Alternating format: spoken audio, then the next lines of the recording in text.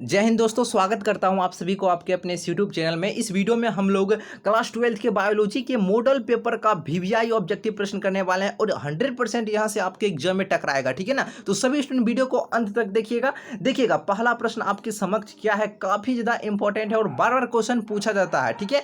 देखिए पहला प्रश्न क्या है, ईस्ट में प्रजनन मुख्यतः किसके माध्यम से होता है। देखिए ये मुकुलन के द्वारा होता है। जो भी स्टूडेंट ऑप्शन नंबर ए के साथ गए हैं बिल्कुल सही जवाब है, मुकुलन के द्वारा होता है, ठीक है ना। देखिए अगला प्रश्न, और देखिए इस चैनल जो YT NKK ऑफिशियल 3M जो चैनल है, इस चैनल को जो सब्सक्राइब नहीं किए हैं तो जल्दी से चैनल को सब्सक्राइब कर लीजिए ताकि आपका एक भी वीडियो छूटे नहीं, ठीक है। और वीडियो को अवश्य लाइक कर दीजिएगा, आप सभी लाइक करना भूल जाते हैं। दूसरा प्रश्न देखिए, अदरक में कायिक प्रवर्धन किसके द्वारा होता है। अदरक में कायिक प्रवर्धन किसके द्वारा होता है, ऑप्शन नंबर ए हो जाएगा राइजोम के द्वारा। जो भी ऑप्शन नंबर ए के साथ गए हैं बिल्कुल सही जवाब है। अगला देखिए, भ्रूण पोष में कितनी क्रोमोजोम होते हैं। क्रोमोजोम इंग्लिश लिखा हुआ है, इसका हिंदी होता है गुणसूत्र।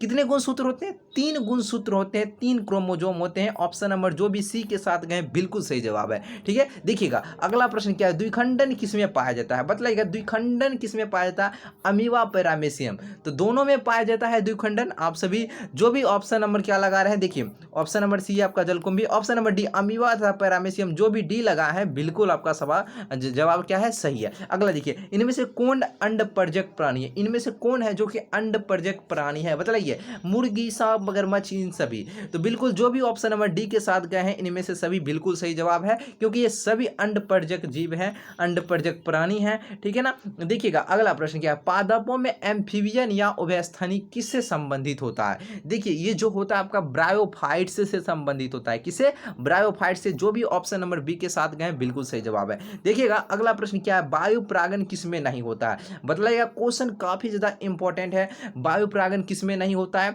देखिए घास, मक्का, गेहूं, सेल्विया, तो सेल्विया में नहीं होता है। जो भी ऑप्शन नंबर भैया डी के साथ गए ना बिल्कुल सही जवाब है आप सभी का। अगला देखिए, भ्रूण की सेंट्रल कोशिका है, भ्रूण की सेंट्रल कोशिका का नाम क्या है, द्वितीयक केंद्रक। क्या है, द्वितीयक केंद्रक, ऑप्शन नंबर बी। जो भी ऑप्शन नंबर बी के साथ गए बिल्कुल सही जवाब। अगला क्वेश्चन देखिए, अगला क्वेश्चन क्या आपका, पराग मुख्यतः होता है। देखिए पराग नहीं है पर परागकण कर लीजिए। देखिए पराग अक्कन लगा दीजिएगा, परागकण। क्वेश्चन टाइप करने में छूट गया है, ठीक है ना। परागकण मुख्यतः होता है, ये नर युग्मक होता है। क्या होता है, नर युग्मक, यानी ऑप्शन नंबर बिल्कुल सी सही जवाब हो जाएगा। देखिएगा अगला प्रश्न क्या कहता है, प्रोटोप्लास्ट कल्चर का फ्यूजोजेन क्या होता है। बताइएगा प्रोटोप्लास्ट कल्चर का फ्यूजोजेन क्या होता है। ये PEG होता है। क्या होता है, PEG होता है, यानी ऑप्शन नंबर जो भी बी के साथ गए बिल्कुल सही जवाब है। अगला देखिए, गर्भाशय किससे संबंधित होता है। काफी ही ज्यादा इंपॉर्टेंट क्वेश्चन है, बताइए गर्भाशय किससे संबंधित होता है।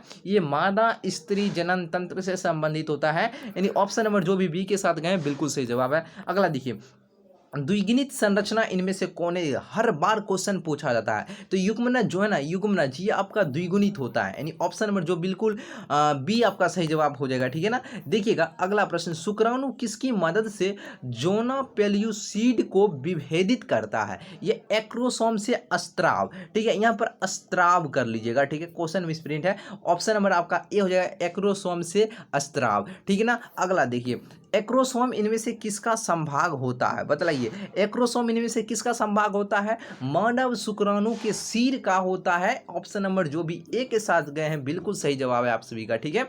देखिएगा अगला क्वेश्चन क्या है, किसी खास समय, क्या है क्वेश्चन देखिए काफी ज्यादा इंपॉर्टेंट है और बार बार पूछा जाता है, किसी खास समय एवं स्थान में किसी खास आबादी में मृत्यु की संख्या को क्या कहा जाता है, मार्टेलिटी कहा जाता है। देखिए क्वेश्चन मार्टेलिटी इस तरह से होगा, मार्टेलिटी, ठीक है ना, मार्टेलिटी इस तरह से होगा। क्वेश्चन मिसप्रिंट है, टाइप करने में छूट गया है, मार्टेलिटी होगा, ठीक है ना। देखिएगा अगला देखिए, कोपर टीर किसे रोकता है। बताइए क्वेश्चन काफी ज्यादा इंपॉर्टेंट है और बार बार पूछा जाता है। कोपर टीर रोकता है, ये निषेचन को रोकता है। किसे रोकता है, निषेचन को। देखिएगा अगला क्वेश्चन क्या है आपका, स्त्री में कौन गुणसूत्र होंगे। बताइएगा स्त्री में कौन से गुणसूत्र होंगे, 44 प्लस XX होता है, आप सभी जानते हैं, ठीक है ना। चलिए अगला देखिए, 21वें गुणसूत्र के ट्राइसोमी से कौन सी आनुवांशिक बीमारी होती है। 21वें गुणसूत्र के ट्राइसोमी से डाउन सिंड्रोम होता है। क्या होता है, डाउन सिंड्रोम। अब बतलाइए क्या मनुष्य में गुणसूत्र की संख्या कितनी होती है,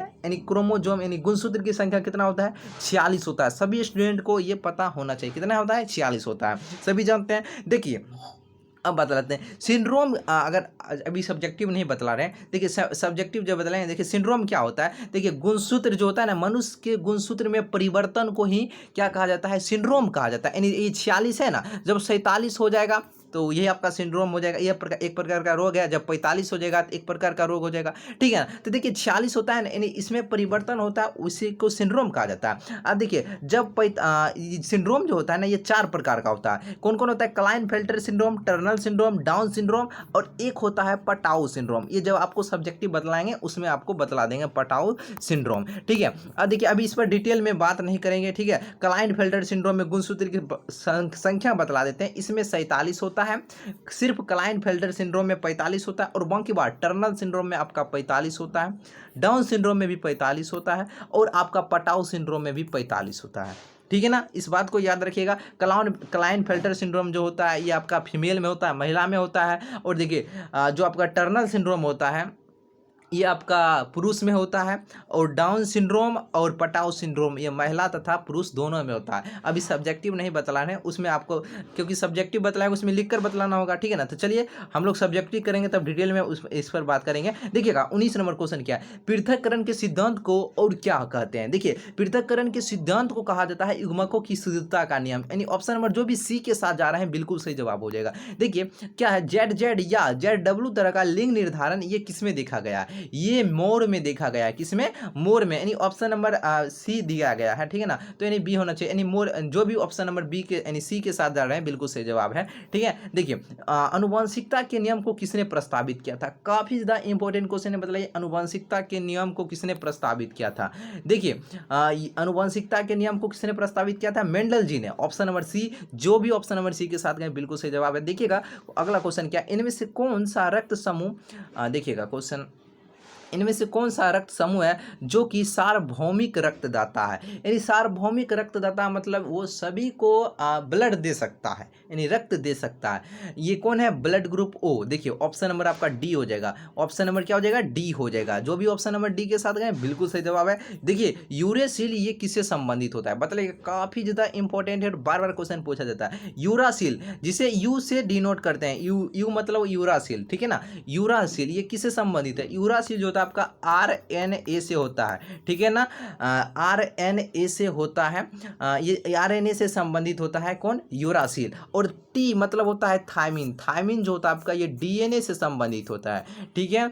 याद रखिएगा क्वेश्चन इन दोनों में से एक पूछ लिया जाता है, ठीक है। यूरासिल पूछेगा आरएनए से, थायमिन पूछेगा डीएनए से, ठीक है। देखिए मनुष्य में हिम अदंता का मुख्य कारण इनमें से कौन है, इसका मुख्य कारण है यूवी बीटा किरण का अवशोषण। जो भी ऑप्शन नंबर ए के साथ जा रहे हैं बिल्कुल सही जवाब है। देखिएगा अगला है, सहलगनता समूह की संख्या उस कोशिका के लिए क्या होगी जिसमें 2n बराबर जो दिया गया है आपका 14 दिया गया है। तो देखिए n का मान 4 आ जाएगा सिंपल से, तो इसका इस तरह से निकाल लिया जाता है। ऑप्शन नंबर सी हो जाएगा, ठीक है ना। देखिए ओपेरोन मॉडल प्रस्तावित किसने किया था, मतलब ये काफ़ी ज़्यादा इंपॉर्टेंट है। ये जैकब एवं मोनार्ड जी ने किए थे ओपेरोन मॉडल का प्रस्ताव, ठीक है ना। ऑप्शन नंबर जो भी सी के साथ गए बिल्कुल सही जवाब। ओकाजाकी फ्रैगमेंटस कब बनता है, ये ओकाजाकी फ्रैगमेंटस ये कब बनता है, ये देखिए डीएनए के असंतत द्विगुणन में, डीएनए के असंतत गुणन में और डीएनए के पश्चगामी स्टैंड में, ये दोनों में। यानी ऑप्शन नंबर जो भी डी के साथ जा रहे हैं बिल्कुल सही जवाब है। देखिएगा डीएनए अणु में साइटोसिन 18% है, तो एडिनिन जो एडिनिन होता है इसका परसेंटेज कितना हो जाएगा, 32%। जो भी ऑप्शन नंबर डी के साथ कहें बिल्कुल सही जवाब है। देखिएगा अगला प्रश्न आपका क्या कहता है, डीएनए इनमें से किसका आनुवंशिक पदार्थ है, ये बैक्टीरियोफेज का होता है। किसका होता है, बैक्टीरियोफेज का। ऑप्शन नंबर आपका बी हो जाएगा सही जवाब, ठीक है ना। देखिएगा अगला प्रश्न क्या है, लैकोपेरोन में कितने संरचनात्मक जीन होते हैं, तो इसमें 3 जीन होते हैं। जो भी ऑप्शन नंबर सी के साथ गए हैं बिल्कुल सही जवाब है। देखिए ऑस्ट्रेलिया के शिशुधानी प्राणियों के अनुकूली विकिरण इनमें से किसका उदाहरण है। देखिएगा इनमें से ये किसका उदाहरण, अपसारी क्रम विकास, अभिसारी क्रम विकास, साल्टेज म्यूटेशन या फिर इनमें से कोई नहीं। तो देखिए अभिसारी क्रम विकास, ठीक है, अभिसारी क्रम विकास जो भी ऑप्शन नंबर बी के साथ गए बिल्कुल सही जवाब। देखिए एस एल मिलर ये किससे संबंधित है, ये जीवन की उत्पत्ति एवं विकास से संबंधित है, यानी ऑप्शन नंबर जो भी ए के साथ गए हैं बिल्कुल सही जवाब है। देखिएगा इनमें से कौन अवशेषी अंग का उदाहरण नहीं है, बार बार क्वेश्चन पूछा जाता है। बर्मी फॉर्म अपेंडिक्स, ऑप्शन नंबर क्या हो जाएगा, देखिए इसमें भी उलट पुलट है तो कर लीजिएगा सी यानी बी ऑप्शन बर्मी फॉर्म अपेंडिक्स हो जाएगा सही जवाब। देखिएगा अगला क्वेश्चन क्या, एंट अमीबा इनमें से क्या है, एंट अमीबा क्या है, ये प्रोटोजोआ है, क्या है प्रोटोजोआ, जो भी ऑप्शन नंबर सी के साथ गए बिल्कुल सही जवाब है आपका। देखिएगा निम्न में से कौन जीवाणु से होने वाली बीमारी नहीं है, बताइए जीवाणु से होने वाली बीमारी नहीं है, कौन नहीं है जीवाणु से होने वाली बीमारी, डिप्थीरिया, कौन है ये डिप्थीरिया, ऑप्शन नंबर आपका क्या हो जाएगा सी के साथ जो भी गए बिल्कुल सही जवाब है आपका। देखिए अगर आपको वीडियो अच्छा लगा तो लाइक कीजिए और कमेंट करके बताइए, ठीक है, और इस चैनल जो आपका प्यारा सा चैनल है इतना प्यार कर रहे हैं एनकेके ऑफिशियल 3M चैनल को सब्सक्राइब कर लीजिए। जो भाई लोग अभी तक सब्सक्राइब नहीं किए जल्दी से सब्सक्राइब कर लीजिए, ठीक है, जल्दी से आप लोग 30 के कंप्लीट करवाइए, ठीक है ना, 30 के जब भी कंप्लीट आप सभी करवा दीजिएगा तो हम आपको फेस कैम वीडियो देना शुरू कर देंगे, ठीक है ना, फेस कैम वीडियो आपको हम प्रोवाइड करवाएंगे और आप सभी के लिए जितना हो सके हम आपके लिए करेंगे, ठीक है ना। चलिए और आप सभी के लिए जितना भी जो सब्जेक्टिव का है ना, सब्जेक्टिव का PDF बना रहे हैं और जो जितना भी और उससे बाहर एक भी नहीं पूछा जाएगा, इस सभी आपको PDF दिया जाएगा, ठीक है। तो आप सभी चैनल को सब्सक्राइब कर लीजिएगा। तो आज के लिए इतना ही रहते हैं, फिर मिलते हैं आप सभी के साथ एक बेहतरीन वीडियो के साथ। तो आज के लिए इतना है।